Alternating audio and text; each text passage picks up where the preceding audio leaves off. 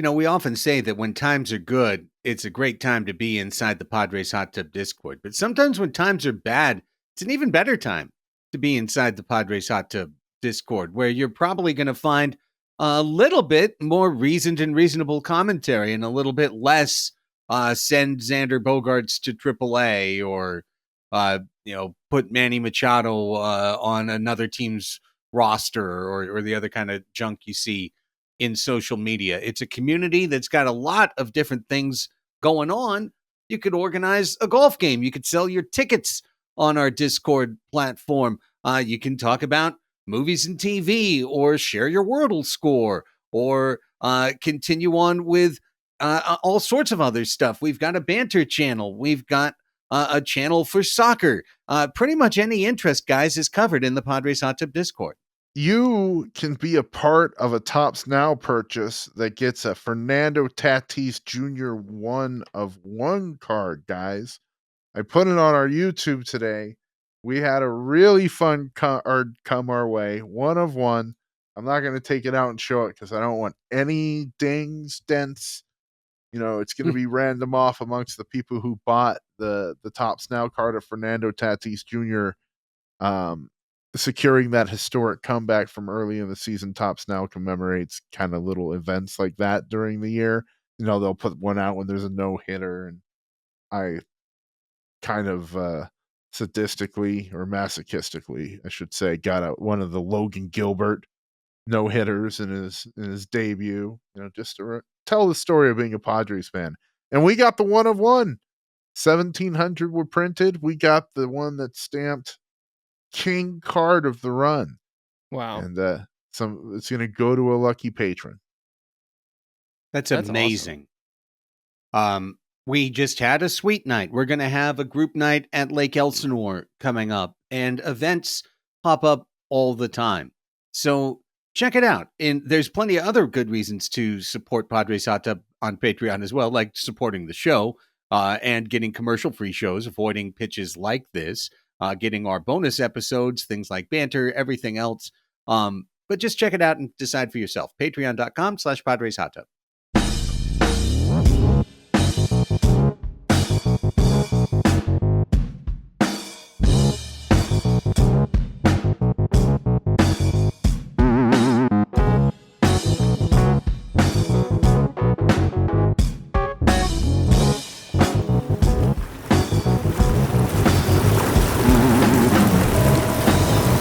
Padres Hot Tub, everybody. Padres suck. 5 losses in a row. Are you kidding me? It's Concernometer night. We're wheeling it out. We're plugging it back in. We're seeing if all the bells and the whistles still work. We're going to rev it up. We're going to use the pedals on it to get it cranked up to full velocity, and we'll see where our concerns are for anything and everything that our 3 hosts would like to discuss. It's Craig, it's Chris, it's Raphie.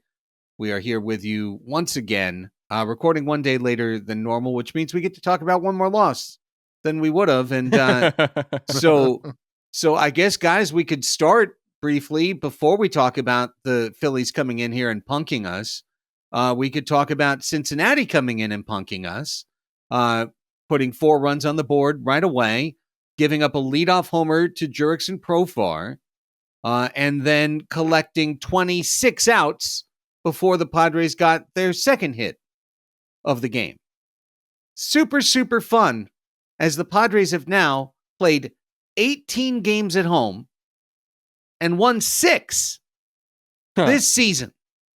They're 6-12 at Petco Park. I'm reminded on nights like this of when we spoke with Fangraphs' Jason R.R. Martinez prior to the season, and we had a great interview with him. Still up if you want to go check it out. He runs all of the roster resource stuff for Fangraphs, and we asked him, as someone who meticulously follows all 30 teams, what is the one thing that's different about the Padres than any other team? And he said the ballpark. And John Gennaro said the very same thing on this podcast some time ago. And Petco Park in April is different. Like it's really, really different. And I hear what I think the counter argument to that is, which is that every team's got to come in here and play in the ballpark in April. The Padres, the Phillies came in this weekend and they played in Petco Park in April. The Reds are playing in Petco Park in April. The Blue Jays were playing in Petco Park in April. So, what's the Padres' excuse? The Padres play there every day or 81 times, And I think that there's something to this slog that I'm certainly not writing or making any excuses, and I'm going to get to that when we get to our concernometer stuff. But I'm weirdly not surprised by a bad April record in Petco Park. Are you guys? Yeah. I mean, because it's not that the team can't hit at Petco Park. The team's hit 23 homers at Petco Park in now 18 games. They've hit way more homers at home than they have on the road. Their OPS split coming into tonight was 14 points at home on the road. So that whole thing is hilarious. But Rafe, as the Padres again found themselves down and having allowed 4 runs or more by the end of the second inning, which has been just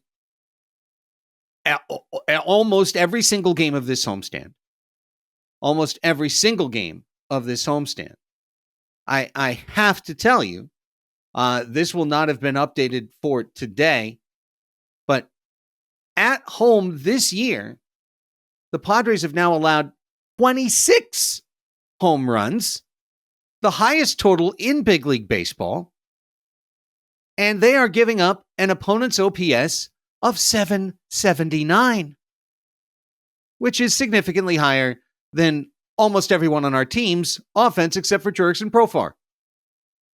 So our pitching staff has been an abject disappointment.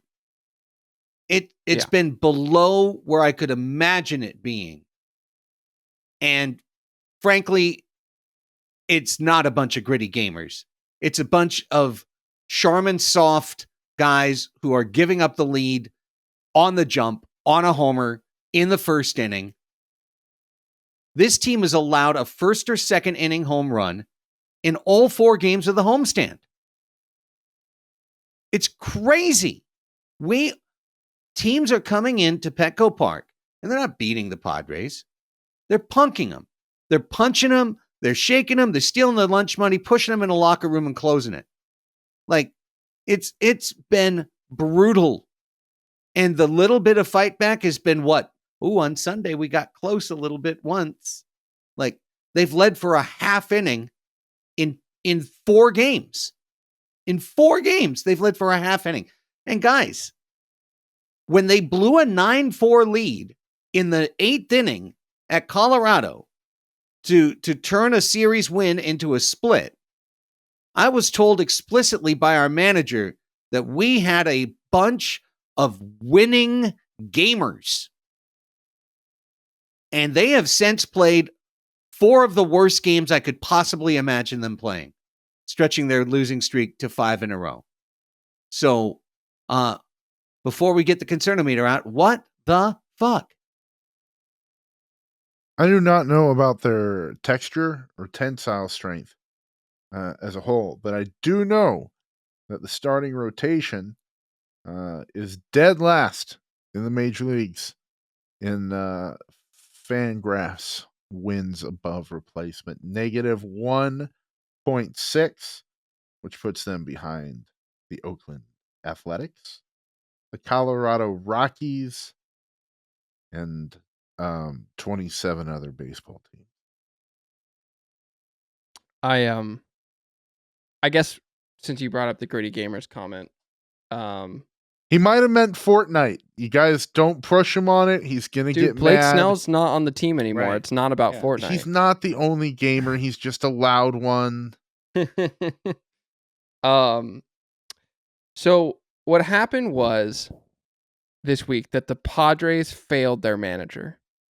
Their manager went out and gave a press conference and basically ate shit and barked at Dennis Lin and said, I know who these guys are. You don't know who these guys are, which is basically what Shildt said when he was like, oh, it was obvious to you. It was obvious to you that Wandy didn't have it because I know who Wandy is. Wandy's a 60% ground ball guy, et cetera, et cetera, et cetera, et cetera. And then they went out and they got punked, like you said, Craig. But my question is, why would they give a shit? Why would the team give a shit? Because Mike Shildt is on a 2-year deal, all right? Which is way shorter than Xander, Manny, Tatis. All these guys are going to be here, all right? And Xander, Manny, and Tatis, mind you, Manny was out for the Colorado series. Letters to AJ published something yesterday where they pointed out that those 3 guys went 209 with a 547 OPS in the Rockies and Phillies series. Yeah. People can have bad weeks. That's baseball. Like I hate to say it, but it's true. But honestly, this week for me felt like, kind of like from a concernometer, like range of outcome standpoint, like this is the sort of the bad outcome of the way, not just that like the team can play, but like this entire franchise is constructed for the foreseeable future.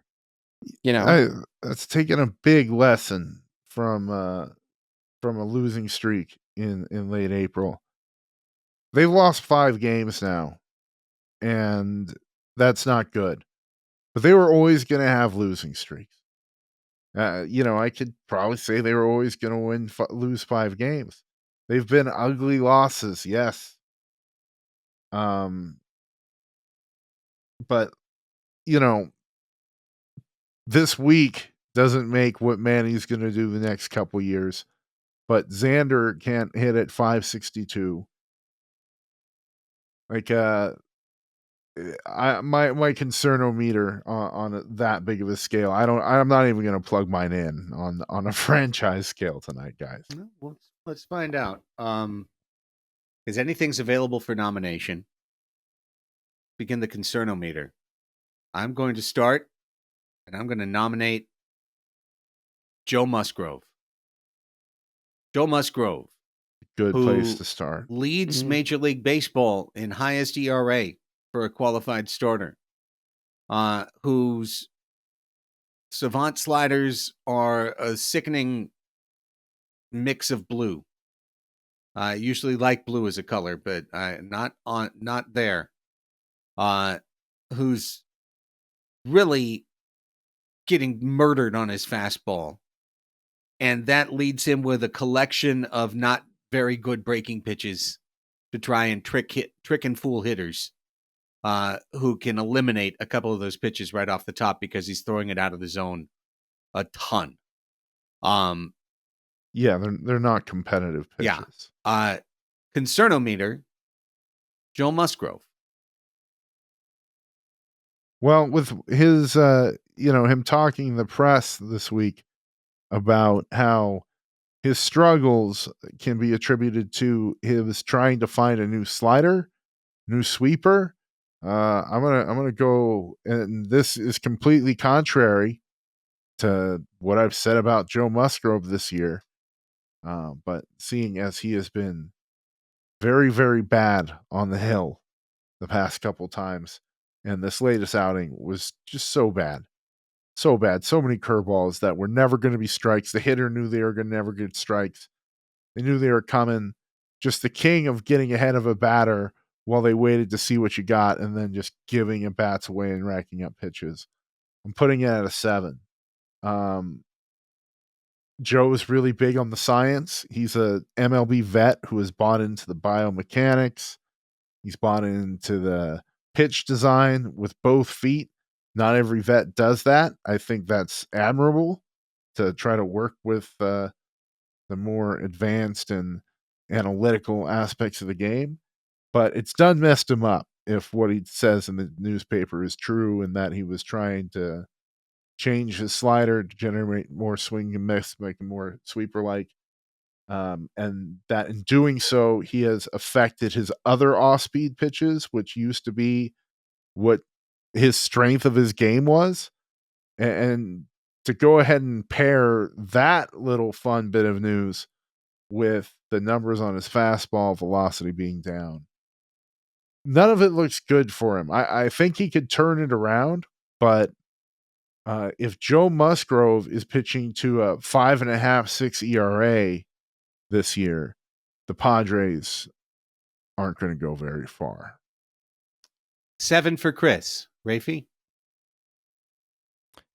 Before we go further, can we just once again remind listeners concernometer? 1 obviously being not concerned at all. What does a 10 represent? This changes Fucking worried for so many different categories. Is what 10 is I'm completely and totally concerned. Like I really don't think he can get out of this.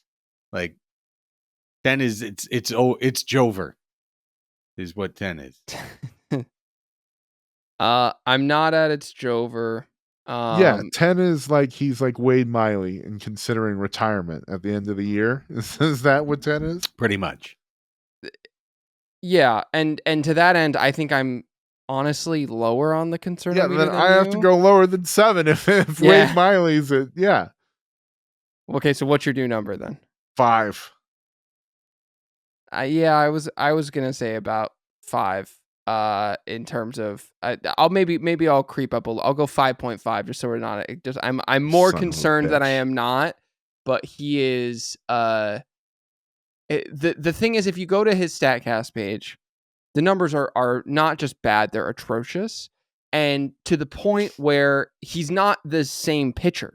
Like he's physically not the same pitcher, and for me, that points to a mechanics issue, which is what he talked about, an injury issue, which, is concerning, but we don't know anything about that. So it's kind of just wish casting to say that. But I don't think that Joe Musgrove is broken in the way that Wade Miley or anyone. I think Joe Musgrove certainly will be better, and that there is clearly something wrong right now that will be fixed or attempted to be fixed. But I don't think that this is who he is the rest of the year. I truly do not. So that's why I will say, however, it's not pretty. So I'm going to say 5.5. Then I'm going to go to Chris's old number. I'm going to say 7 because I'm quite worried. He's drastically not the same.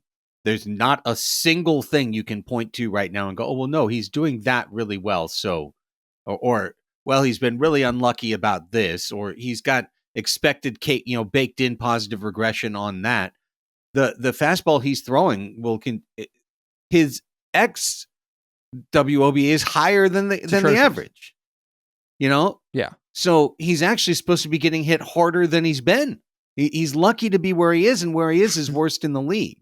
I don't think he'll finish worst in the league. I of course hope he won't finish worst in the league, but I'm deeply concerned that it's either not just a mechanical issue, because when he was asked directly about injury, he didn't say I'm completely healthy. He said I'm good enough to go. And I think there's a difference between that. And I think he's a man who would choose his words carefully as well.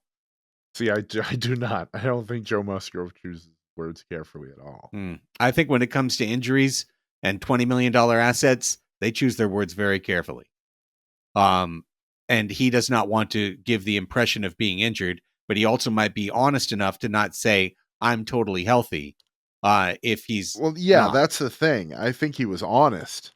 I don't think he was thinking too much into it. I just think he was honest. Saying, he prefaced it with saying there's always aches and pains throughout the season, which is kind of a cliche for. Yeah, it is. I'm ouchie for the 6th or 7th start of the year.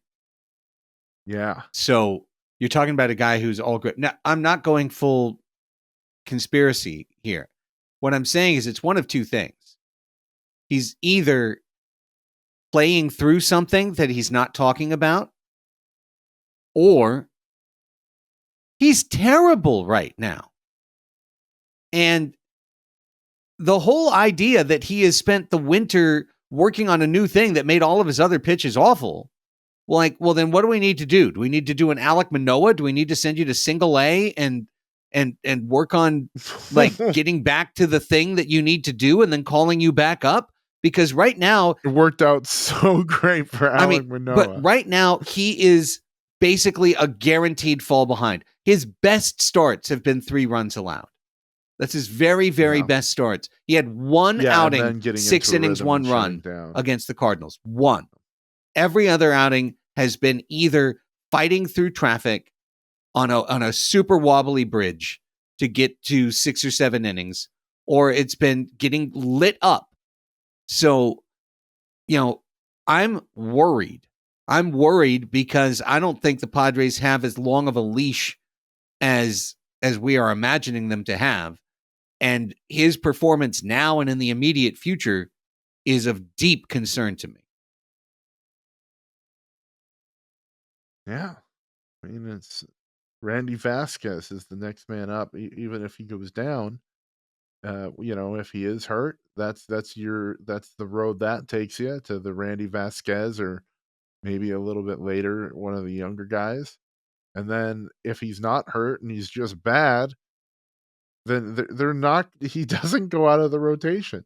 He pitches through it till September, and then he gets phantomiled or finally hurts himself trying to get better, legitimately. So the only way out that is any good is he pitches like Joe Musgrove, and that's what I know he's going to work towards. All right, somebody else nominate. I have one, Michael King. While we're on the subject, my concernometer is is higher on Michael King than it is on Joe Musgrove. Like that, he's a toxic. This is the worst case for this. He's a toxic asset, not who we hoped he would be. Like, might even be a high leverage reliever by July. I think a lot of this team's success is predicated on Michael King being a starting pitcher and a successful starting pitcher at that. John and I talked about this on Pods Above Replacement yesterday, and he and I were kind of texting about it a little bit more later. And Michael King yesterday came out of the gate throwing his velocity way up than it was on the rest of the season. His velocity had dropped from where it was with the Yankees last year. His sinker was sitting like 92, 93. That was a 94 to 96 pitch when he was with the Yankees. Mind you, some of that was him as a reliever. And he came out of the gate yesterday throwing 94, 96 on his sinker. And he did that in the second inning. And then the third and the fourth and the fifth inning rolled around, and he was throwing it for 92, 91 and everything again. And I know that he needs he's still effectively stretching out, quote unquote, as a starter. And like that's happening. But I don't know that the version of Michael King that is a starter is going to be effective in the way that we need him to be effective for this team to be successful. And it's one of those, it's a question that we've had on the show since you were doing it with John, Craig. It's always the case of the missing innings. And it's like, okay, if the version of Michael King that's the best, that's going to be competitive, is some guy who can go twice through the order and that's it, 3, 4, maybe 5 innings, and then you need someone to piggyback with him, well, then who's going to fill out those, 100 innings or so that we're lacking from him that we're not going to be getting? And so to me, my logic in giving, I'm going to put Michael King as a 7. That's where I'm at in terms of my concern. Because the sinker's supposed to be his signature pitch and he can't throw it. Like it's getting clobbered the way that Joe Musgrove's fastball is getting clobbered, and it got absolutely pounced on by the Phillies. And the thing about Joe, like you said, Joe Musgrove is going to pitch in through whatever it is in September. And again, I stand by what I said. I don't think that who Joe Musgrove is now is who we are going to be. This might be who Michael King is. It just might be who he is. and that he's a guy who can only go 3-4 innings, like whatever. And so then we have effectively another hole in our rotation. And so that's why my concernometer is at a 7 for Michael King. On his Savant page, Annie and I did a whole half hour on this, and I think, according to Prakoda on the Discord, it must have echoed a lot of what you guys were talking about on Pods Above Replacement on Sunday. By the way, new episode out.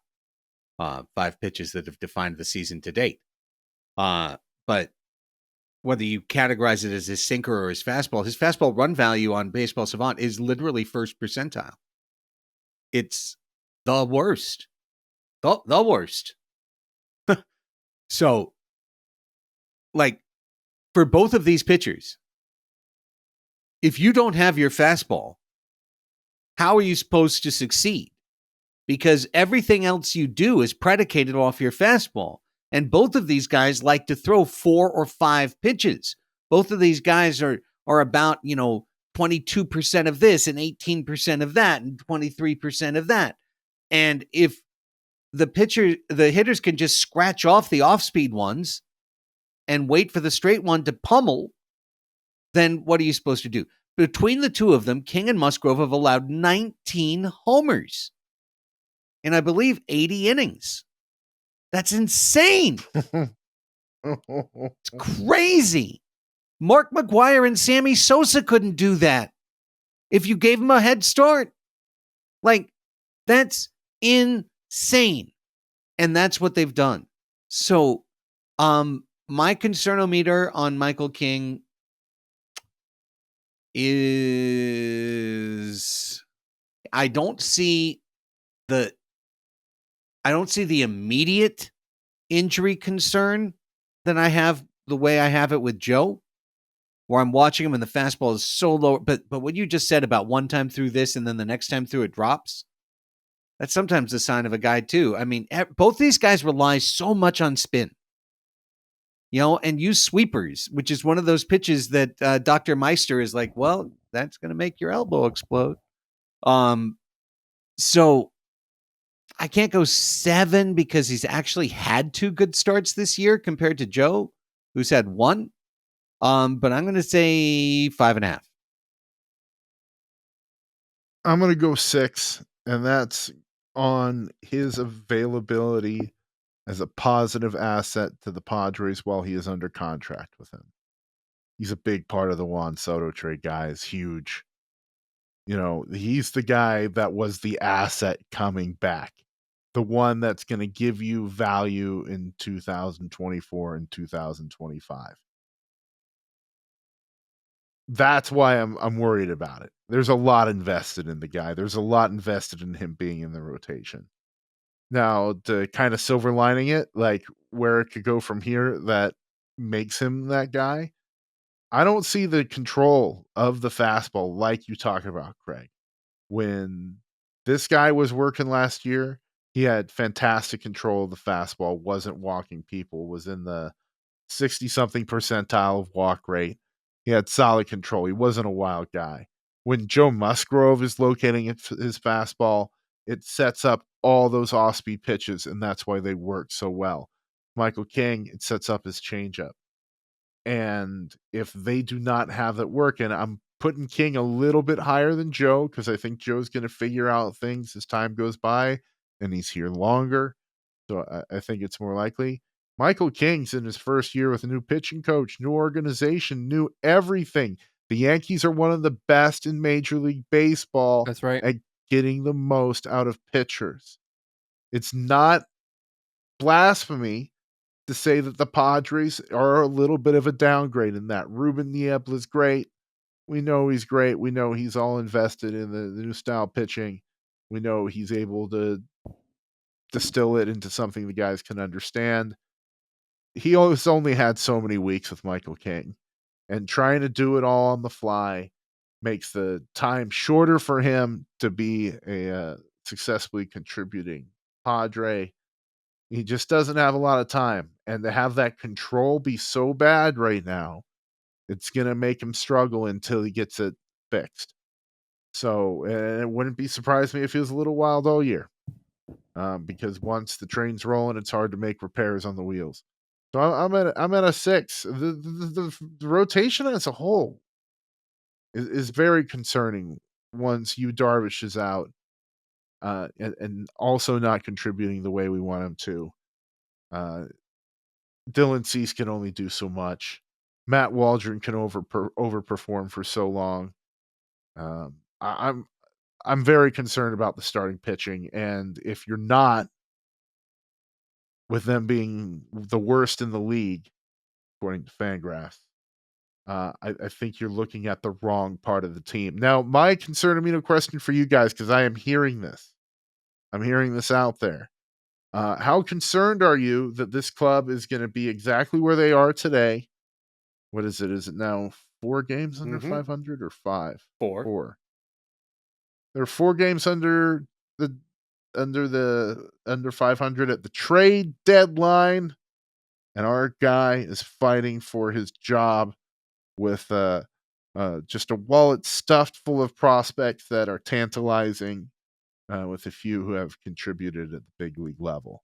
How worried are you that the Padres get set, like you mentioned, Mike Shildt under a 2-year contract because his fate is tied to that of our GM, the only person ownership has fired warning shots at so far this year? How worried are you that AJ makes huge moves that derail the season? 1.5. I find that to be such a remote case scenario. I find it very hard to entertain. And while I understand that fear could exist, maybe future concernometers will make this clearer. But I'm not worried about us mortgaging the future for a short-term gain at the deadline. I'm not sure we'll have the opportunity to do that. Yeah, April 29th. I'm with Craig. Like I'm at like a 2. That's because it's such a specific win total too that would be like to the point where the argument is such that you're mortgaging the future for a basically no chance. Like, because if they get to the trade deadline and then they have coin flip odds to make the playoffs, like that conversation becomes a lot more difficult to say, oh, it's the wrong move to make that trade. Well, how often do you make the playoffs? How often are you in this position, et cetera, et cetera? That it's a little bit more of a conversation. I think it's like, it's that scenario where it's like we have a 10 to 20%, if we have a sub 30% chance of making the playoffs and they're out here trading crazy prospects, then then that becomes concerning. But again, that's like a very specific window. And who's to say it's not the other direction if we're 4 games under 500 and he's not trying to sell someone to try and get a prospect haul back because maybe this was the plan for this year as a quote unquote reset year. I don't. Yeah, who's to say? I just handing it back to you. I don't think Eric Kutsenda will allow something like that to happen. There it is, Craig. Thank you. You guys, I'm right with you, boys. If I'm not a 0.5, I'm a 0.75 on this front. Let me lead into the reason you said, Craig. Number one, I always want AJ Preller to try to win this year. That's something I want as a fan. So if they're 4 games under 500 at the trade deadline, I want him moving future value for now value so they can get friggin' better. I always want that. And number 2, if the trade is so big that it's an overpay, if he's trying to do a Soto thing, he's going to get rejected by ownership. If they plan on him being gone at the end of the year with missing the playoffs, they're not going to say yes to anything crazy because they're going to be working towards the result they're already planning for. So I'm not worried about that coming to pass whatsoever. And I thought, it is April 29th. And where we shouldn't quite be worried about the trade deadline yet. Okay, I'm next up. In the month of March, Fernando Tatis Jr. hit .304 with a .360 on base and a .609 slugging, a .969 OPS that validated all of our Acuna is Tatis and Tatis is Acuna off-season hopes and dreams. Year 1 was recovery. Year 2 is dominance. Tatis will win MVP. Eric Hosmer told us on his Moonball podcast that Fernando Tatis will win MVP. Well, that was 23 at-bats in March. Fernando Tatis Jr.'s had 96 at-bats in April, in which he's hit .229 with a .318 on base and a .406 slugging percentage, a .724 OPS. In the last 15 days, he's hit .189 with a .622 OPS. Concernometer that Fernando Tatis Jr.'s MVP ceiling no longer exists. Well, as the foremost Padres hot tub Fernando Tatis Jr. critic, I am so happy to get the microphone for the first one here. I am at a 3. Fernando Tatis Jr., and it's only a 3 because he has been swinging really hard lately. You're seeing his head fly out. He's trying to murder the baseball. He's pressing, I think, just a little bit lately. But it's so low because if you look at the underlying data of how hard the dude is hitting the damn ball, and if you look at his expected stats, I'm pretty sure I know what they are on the season, but I would expect recently, because I've seen him hit a lot of balls really hard, come up to the warning track several times. I would expect that it's going to average out. It's going to progress to the mean. And, expecting slug of 555. I don't see the actual one. Expected WOBA 403. The guy is nuking the ball. If you look at his sliders, they are the inverse of Joe Musgrove's. They are a bright, furious, passionate red. And I think the guy is going to hit. We know he's fielding. He just needs to get locked in for any amount of time. And he's not going to be. There's going to be no Fernando Tatis Jr. plugging into the concernometer then. My concernometer is a 1. I think, Chris, you you got to be braver and stick by what you're saying. Don't do a 3. Like, do a 1. Do a 1. I'm a 1. He's swinging too hard, man. He's swinging too hard. He's so good. He has a 403 expected WOBA right now. He's smacking the absolute crap out of the ball. He has a 258 BABIP. That doesn't include tonight's numbers, so I don't know if that's updated. But that goes against a career 323 BABIP. He's just not getting lucky on the balls that he's putting in play. And the balls he is putting in play, he's smacking the crap out of. I think this is classic small sample size. I compare that to other hitters who we'll get to down the line who have bad underlying metrics. Tatis has amazing underlying metrics. And he also hasn't been like terrible. He's been like good. And he basically should be very good. What I'm concerned about more than anything is that he's going to tweak something doing those crazy acrobatics when people throw at him and he like tosses the bat and like jumps backwards and does all this thing. Like every time he like that's the most concerning moments for me when I see Fernando. Like everything else, like I agree with you, Chris. Like he's definitely pressing a little bit right now. He swung at a pitch about a foot off the plate tonight in the 9th inning that we were all commented on. And but I think Tatis is amazing. I don't know if he's Ronald Acuna, but he's more than capable of being a top 5 player in the league. I stand by that. Our Discord is awesome for hearing smart perspectives on lots of little things when you talk baseball in your watch party and you're listing all the things that kind of drive you nuts. I had mentioned that I was always amused when Fernando Tatis would throw the bat. Pitch up and in, that bat is flying. He ain't letting go of it for anything. Somebody pointed out, well, yeah, Bryce Harper lost half a season when he broke his hand. Manny did. So, yeah, drop the bat. Let it go, man. I'm like, oh, yeah, I guess that makes perfect sense. I think those are both very, very fair answers. And I will say that I think of the big 3, he's the one I'm the least concerned about. So, having decided that maybe I poorly phrased the question as well, I'll pitch in at a 1.5. I am, because what I said is that it's gone forever. I'm not worried that it's gone forever, but honestly, if he hits the way he did last year, he's just a good player in baseball. And what the Padres are paying him to be a great player in baseball, and him being a good player in baseball may not be enough for this franchise to get to where it needs to be. So I'm a little concerned, but I'm hopeful that he's going to OPS 1100 in June or something like that. Have one of those breakout months. Guys, I should always be twice as more concerned about Tatis' use. That makes perfect sense. Okay. I mean, and Craig, just to follow up on what you're saying, he's profile wise, he's much closer to 2021 when he put up 6.8 WAR now than he is to last year.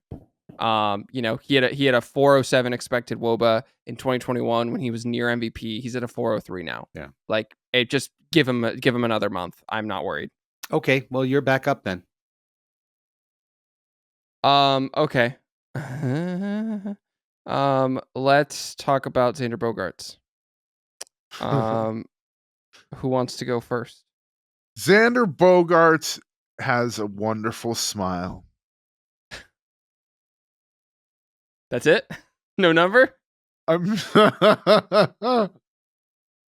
don't want to, man. I don't want to get too honest here, because it's terrifying that the Padres would miss out on Aaron Judge, miss out on Trey Turner, and then just be so stuck in the I got this money, and we need a bat, man. I need any bat. Just give me a bat.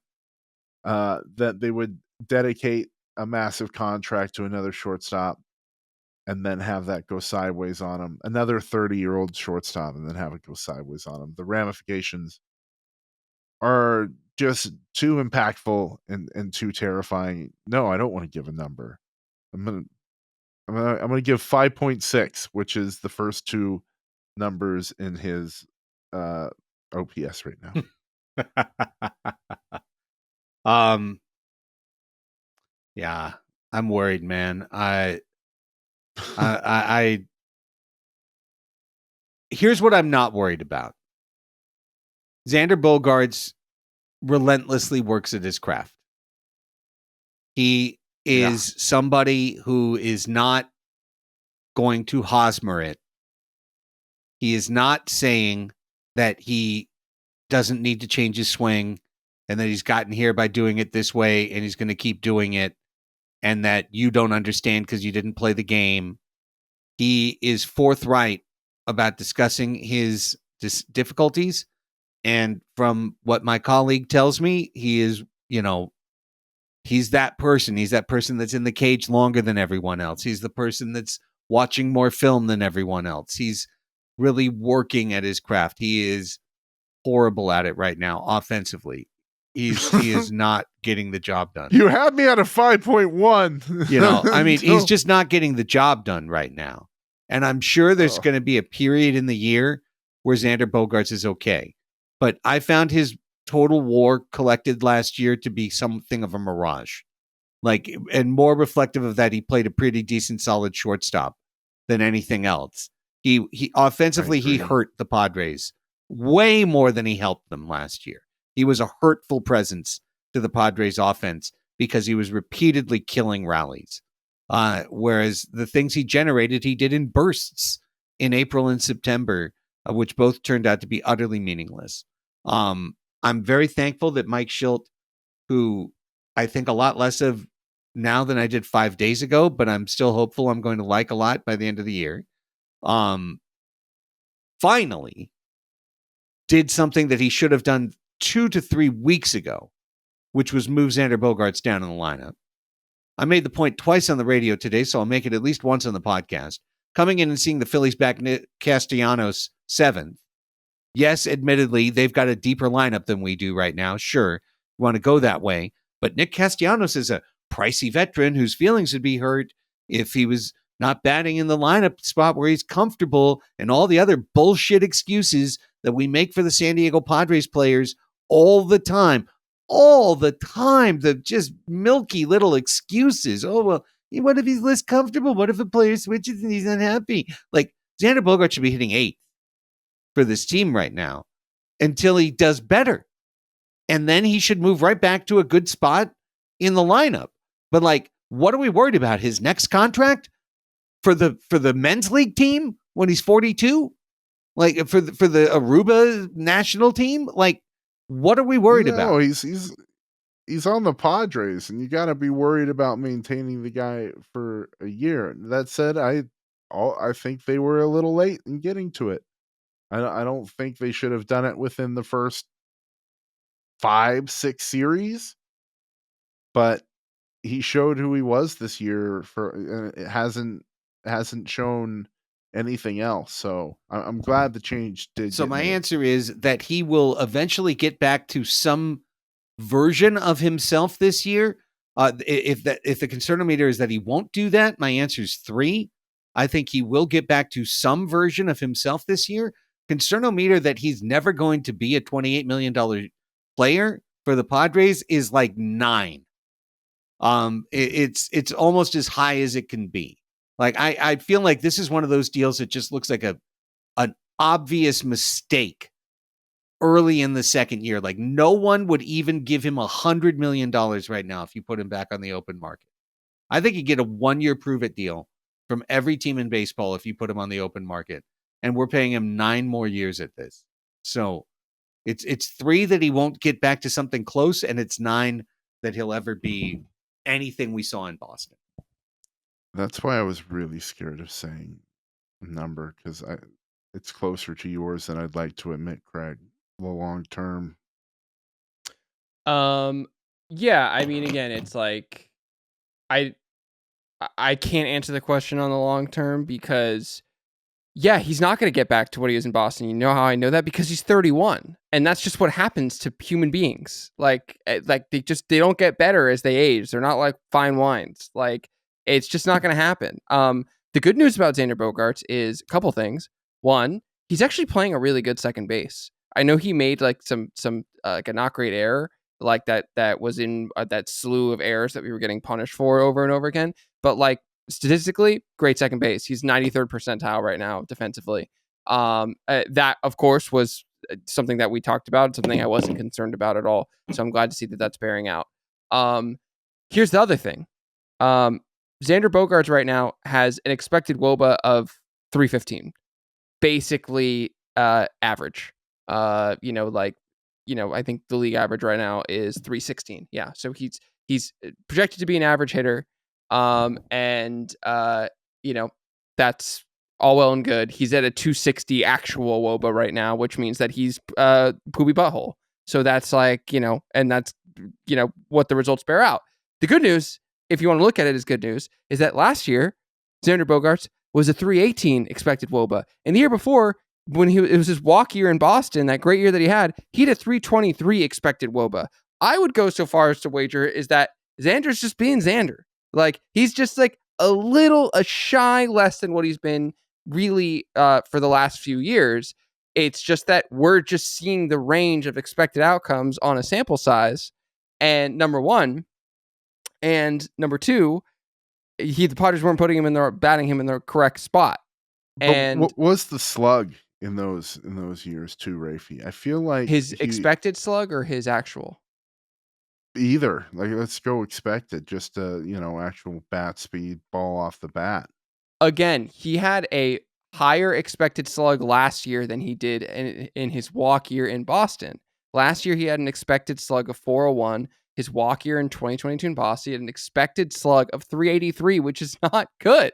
It's that this isn't who Xander is. Xander was playing in a ballpark that had the green monster that he could hit like line drives into, and that would eat a lot of the potential outs that would turn them into hard off the wall singles. Then he doesn't get that in San Diego, and he constantly, and this is something John pointed out when we did I think it was our first, maybe our second episode of Positive Replacement was on Xander Bogaerts, is that he was outperforming his expected numbers constantly in Boston because that's just what that ballpark does.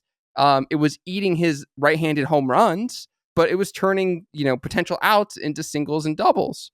And so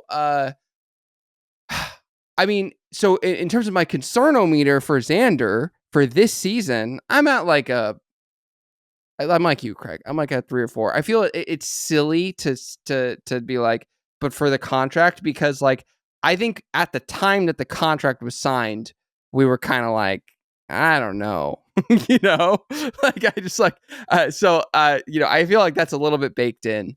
I'm not super worried about Xander Bogaerts this season yet, but it's been ugly. It has been so ugly. By the way, I just because it's actually even worse. Michael King and Joe Musgrove have pitched 71 innings, not 80. So 19 and 71. yeah, they've combined to give up a homer every 3.7 inning. That's just, it's insane. That is getting your ass It's kicked. crazy. All right, so Raphie brought up Xander. So Chris, it's your turn. Mike Shildt. You just alluded, Craig, that 5 days ago you felt a lot better. You want to go into that? You know, I think Mike Shildt, honestly, is just a company guy. And I think he's going to say the company line. Calls himself an organization guy. Yeah, I think Calls he's going himself to. that. I think his style is that he backs and he's nonstop positive. And I think that there's going to be a comfort line for every person based on their individual taste, whether they find it obnoxious or tired or exhausting or refreshing. And I think some people will find it refreshing and you know, consistent, and I'm so glad they never get behind, you know, he never gets under his guys, et cetera, et cetera. I feel him just ever so slightly shrinking into a corn cob right now. He's not doing a full Jace Tingler yet, but I feel it ever so slightly based on the last 4 days. And I shudder to think of what clubhouse is made of corn. I shudder to think of what he's going to say today. So, you know, it's just the shtick gets old in a real rotten hurry if you're terrible. But then again, Clint Hurdle managed for years in big league baseball, and he did the exact same way. His boys came to fight every night, you know, even when they didn't. The thing that really bugs me is that he hasn't fired his bullet, right? Like, I'm still tracking this. It was like 2.5 weeks later in the 2023 season that Bob Melvin fired his bullet after Game 2 in Minnesota, referencing the team's effort and calling them out. And the team immediately responded by going into a tailspin. Mike Shildt didn't call them out that Thursday in Colorado. He backed them angrily, stupidly in a way, you know, I mean, but in that way that you're like, oh, that's cool. I like you, Mike, you know. And the team has responded by playing their worst baseball of the year by a mile, by a country mile. This is the worst we've seen the Padres. Since that 8th inning, they haven't even been themselves at all. This is a nightmare version of the team. So where is the thing about I'm Mr. Happy-Go-Lucky and I write the same lineup in every time and everything's the same. That's great when you're 500. That's great when it's going well. But when you're losing, all of a sudden it goes from being Mr. Consistent to being rigid. And that rigidity is something the Padres can't afford right now. He put Profar in the leadoff spot. Obviously that worked out. Profar got the only, you know, significant hit on Monday. He was great on Sunday. So he pressed the right button there. I'm not sure what he's supposed to do with Tatis, Cronenworth, and Machado other than play them. You know, Merrill's been a little bit hurt, and his absence has hurt this lineup. Because honestly, the depth of this team is essentially non-existent. And we're trading between Graham Pauley and Eggy Rosario for our DH duties, which is LOL wow. So, like, you know. Yeah, Manny's back playing third. You guys can get Brandon Bell at any second. Brandon Bell. Yeah, I mean, concernometer that Shilt's going to lose the team, very low. 2. Like 2. I'm not worried about him losing this team. I'm worried about the team just losing. I'm not worried about him losing them. Yeah, it's way too early for me to be concerned about Mike Shildt. We can get granular about bullpen management. That's a tradition unlike any other. Like as soon as a manager starts losing a few games here and there, it's like I was doing that today. I was like, why did they put in Jeremiah Estrada for 2 innings when he's throwing so well? Now you can't use him tomorrow, etc. Yeah, I'm at like a 2 for Mike Shildt. And I go so far as to say I really don't know if you talk to me in July or August if I will fault anything for Mike Shildt in terms of like I just don't know how much of this whole situation is really in his control. And like you said, Craig, I will watch for when the bullet is used. Hopefully it's not used. Hopefully it stays in his pocket. But guys, I am at a 10. He said one of the most alarming, upsetting things I have heard a manager say in a press conference, and I have it ready for you. You ready? Here we go. We're not going to whine about it. We're going to figure out how to be better. Balls are going off the top of walls, and line drives are getting caught behind people's back, and so the Globetrotters can't show up every day and get us. But as simple as really just making sure we out-execute people. That's the name of this game. Always will be. Like I know you didn't anticipate going 62. Did you guys hear that? Which part? He said the Globetrotters can't show up every day and beat us.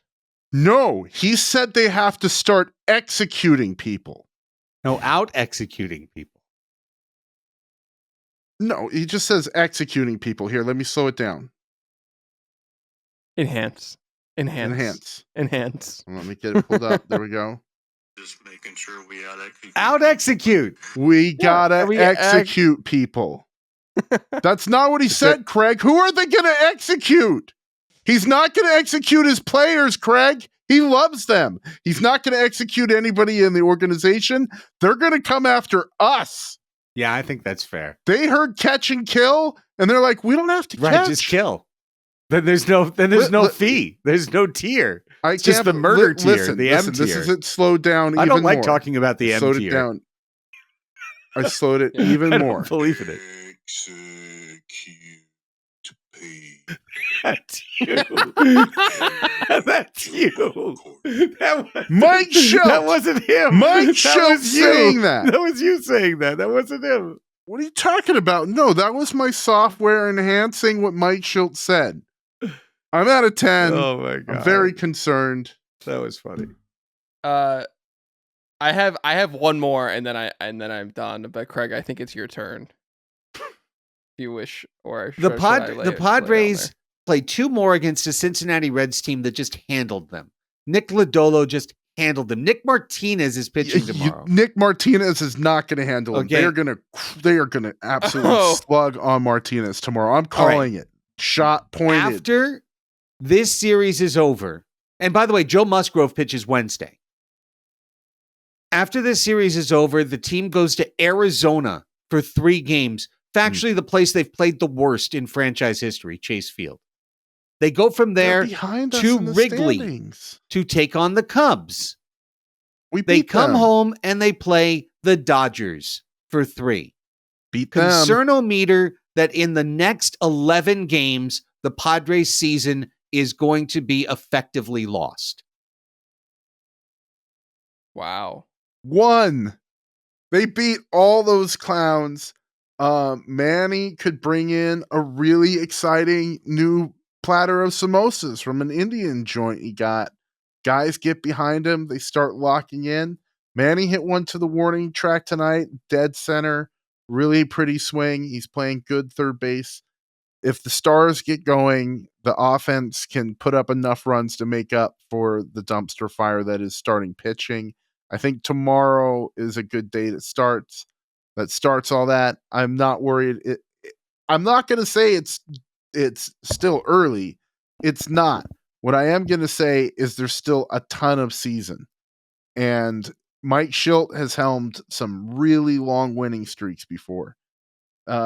if they lose 10, that number, like, we'll be talking. I'll mention next week that I was wrong, and I'll apologize if the losing streak continues. But I still see lots of opportunity for this team to get hot offensively, and if they can get hot offensively, it can at least mitigate the rotation being literally the worst in Major League Baseball. Yeah, the season being effectively over by the end of the Dodgers series, I think is unless they, like Chris said, if they go in those 11 games, if they go 2-9, I will be really concerned. If they go 5-4 or 4-5, that's not going to change things, but they are going to have to make up those wins at some point. I think it's what you said, Craig. It's getting to Memorial Day at 27-29 and being somewhere in that neighborhood that will keep them alive. If they get to Memorial Day and they're 5-6 games under, I don't know, it starts to become really tough. And so it's just about surviving until then. I'm going to go back to when Chris was asking about trade deadline stuff. And I gave you a very, very low number for being worried about that. I don't think this Padres organization is lining up to win right now. They shaved $100 million off the payroll. They made a move that got us excited. But if this club isn't firmly in playoff contention, I don't think they will do anything. This team is screaming to add a bat. They're choosing between Graham Pauley and Eggy Rosario at DH, I will say again. And they are not adding that bat to this team. It's a problem they've had forever, and they have not addressed it. It's a tough piece of evidence to dispute, to poo-poo. It's tough. So I look at where this club needs to be, and you say 27-29, they're now 14-18. Let me just very briefly do this. Okay, we've done it before, but let me expand just a little bit further. All right, Cincinnati, at Arizona, at Chicago, home to LA, home to Colorado, at Atlanta for 4, at Cincinnati for 4, home to the Yankees. May 26th. There's nothing about the way the team is performing right now. And obviously they've lost 5 games in a row. But they are not losing hard-fought games. They're getting punked. Mm-hmm. They're falling behind and never coming back. They almost got 1 hit tonight.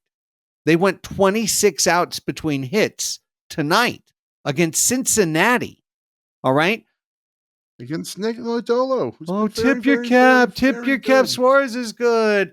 Nola it's is reality, good. Man. Look at Nick Lodolo. Look at his ERA. It's 2.5. Taijuan Walker pitched into the 7th cap. against these clowns yesterday.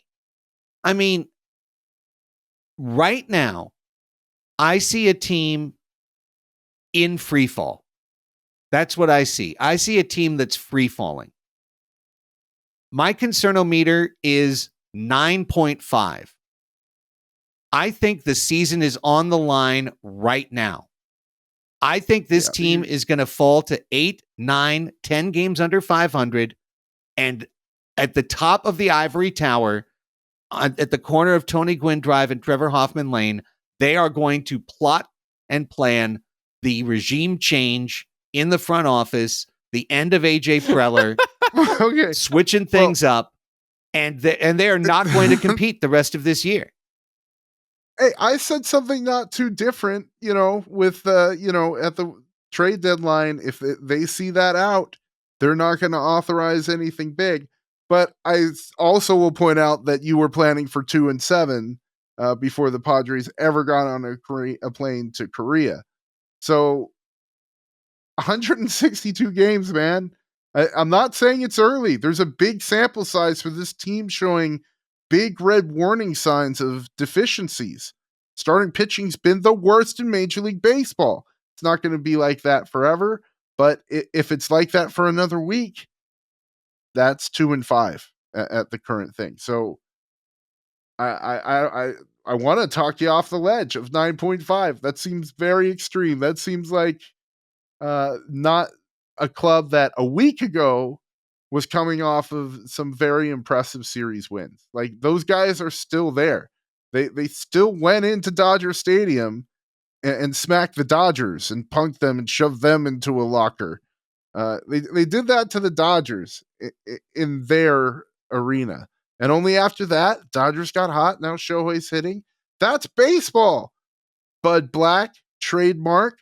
They're higher than the Diamondbacks. I just don't care all that much about the schedule because come later in the year, the schedule weakens out. I don't think baseball is a game of looking ahead to the next week and being like, well, this is the week that makes the playoffs. We saw it last year. The team missed the playoffs by a game. 2 games. One game against the Diamondbacks. Listen, your sentiment, I feel the way you feel, Craig. PTSD is what it is. But it sounds like you're saying there's weapons of mass destruction at 19 Tony Gwynn Drive, and we're like, regime change, like, we have to go in, we're before the UN talking about what we're going to do next. It's like, it's April 29th. Like, the Rays just got swept by the White Sox.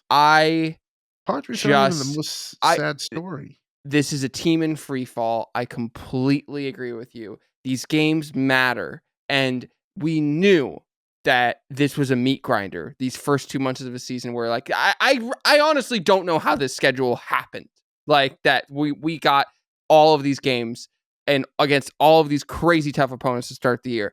And also, I have to believe that the guys on the team know this and understand this and feel this, because otherwise, like, guys, what are we doing here? What are we doing posting up talking about this team, twice? I mean, Craig, you're on the radio for 4 hours a day. To be like, if we don't think that these guys are capable of turning it around on April 30th, like, what are we doing? I hate to get existential, but seriously. So I cannot be at a 9.5 because, like, then I start to, like, stare off into the middle distance and wonder more about other things in my life. So in terms of how concerned am I, with 1 being not concerned at all and 10 being I am super concerned about the Padres season being over by Mother's Day, I am a 3.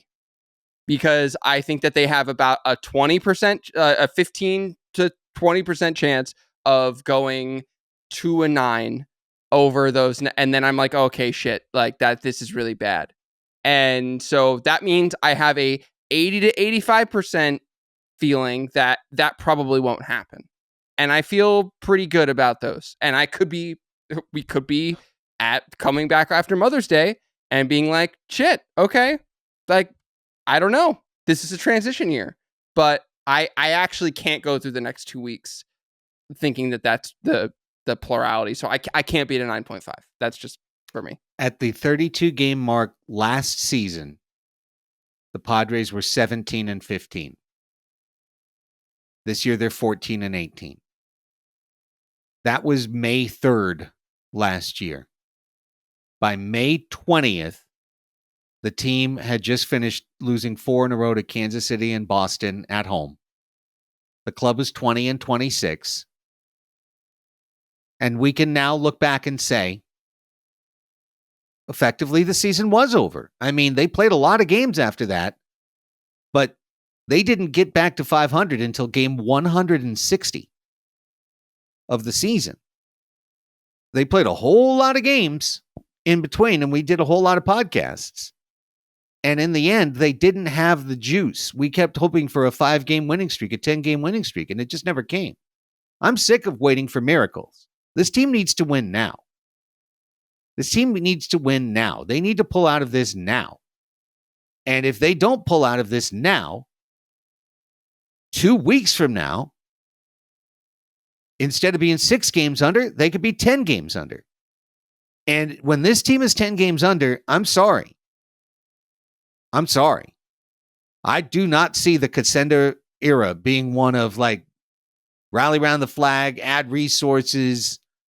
I don't see it going that way. I think they've got a lot of contingency plans already made for this season not going very well.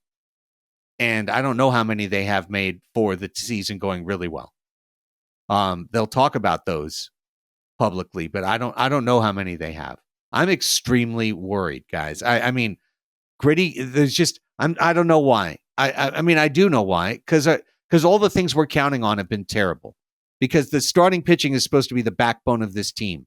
Because run prevention at home is supposed to be the backbone of this team.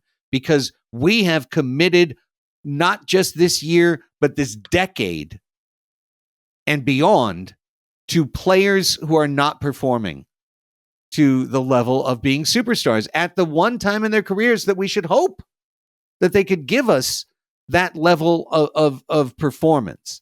All of these things are happening right now to this team, to this organization, and I look at it as a very fragile thing. I would also remind both of you, I had by far the lowest floor on the SAD podcast of you guys. I had a close to 100 loss floor for this team, and I do think there's a depth of despair that we've only started to touch, but we've seen the like, oh, it's a 4-game losing streak, and we turned to Matt Waldron to turn it around, and oh, what do you know? It's 4-0.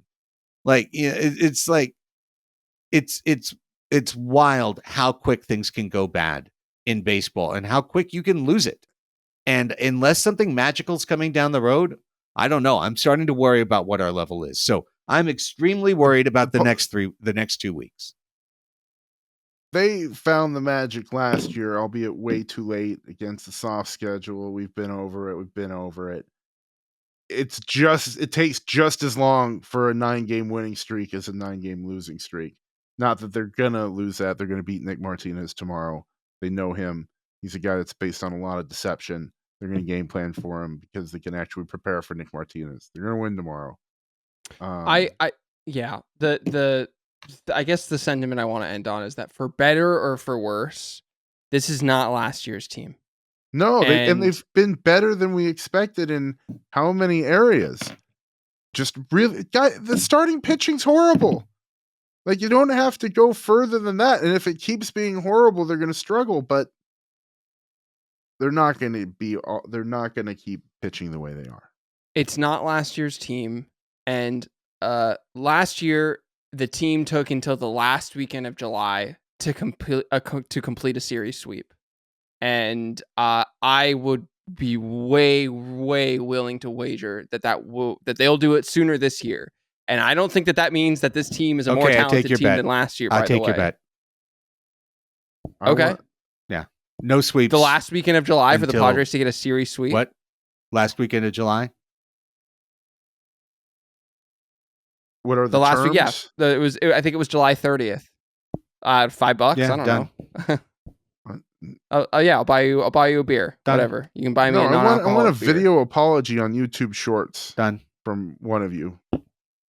Right, okay, yeah. I'll do a beer and a video apology on YouTube Shorts. One of you has to apologize for Hope, and the other one has to apologize for straight up dooming on a podcast. Yeah. I mean, yeah.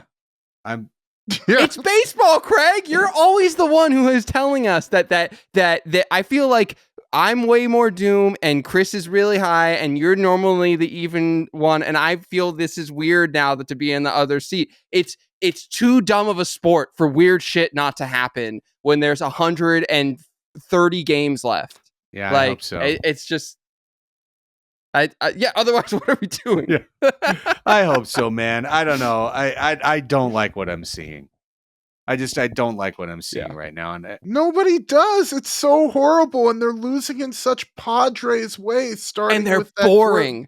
They're boring, which is worse than being bad. Yeah. Being boring is a worse offense. And that's what sucks about this right now. Yeah, I think the thing that's really got me is that I kind of felt like this is a team that has to really live on a margin. Last year's team, no matter what, I always thought that the ability for the team to win 5 or 8 in a row was always there because there was always a good starter the next day on the mound, and there was always Soto in the lineup, and there was always that opportunity. And of course, that opportunity was ridiculous, and it made our hearts hurt the whole year. But I just don't know that this team has the opportunity to go on a long streak. You've got 3 out of 5 rotation spots right now that are either actively on fire or that they're leaking and with sparks nearby. And the ones that we're the happiest about, one of them is a knuckleballer that we have no idea what's going to happen. And I'm his biggest fan. But to be honest, that was scary tonight. And he got through 6 and it's good on. He's a 5 starter. That's been my whole argument, is that he's a good enough starter to be a 5 starter in Major League Baseball. But I mean, beyond Cease, who are you excited about seeing on the mound right now for the San Diego Padres? And there's problem spots in the bullpen, and there's a very front runnery type offense once again that's not as consistent as we thought it was going to be. That's consistently putting up 1 or 2 runs. The number that they've put up the most this year is 2, and they got there again today. Oh. That's the 8th time this year they've put up 2 runs. So I don't know that this team has a big winning streak in them, which is why they can't lose side of 500. That's what I'm saying. They're 4 under right now. Right now, there's a gap between them and the surface of the water. The further that they sink down, I don't know that they've got the power just to get up there in a quick hurry. And the longer it takes and the closer you get to a deadline as a losing team, the more the idea of trading a Dylan Cease or trading a Ha-Seong Kim becomes a possibility for this franchise.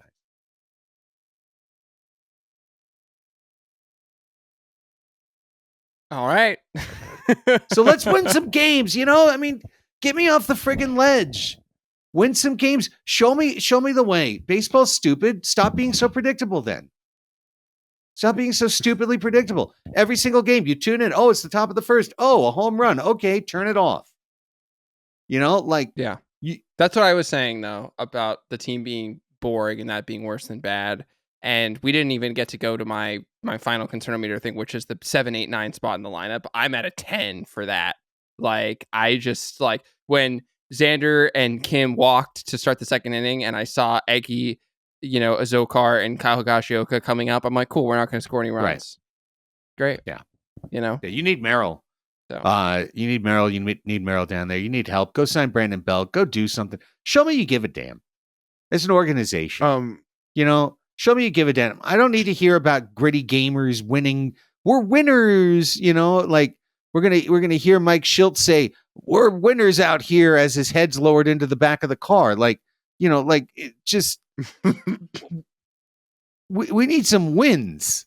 I don't need to hear about it. I need to see it.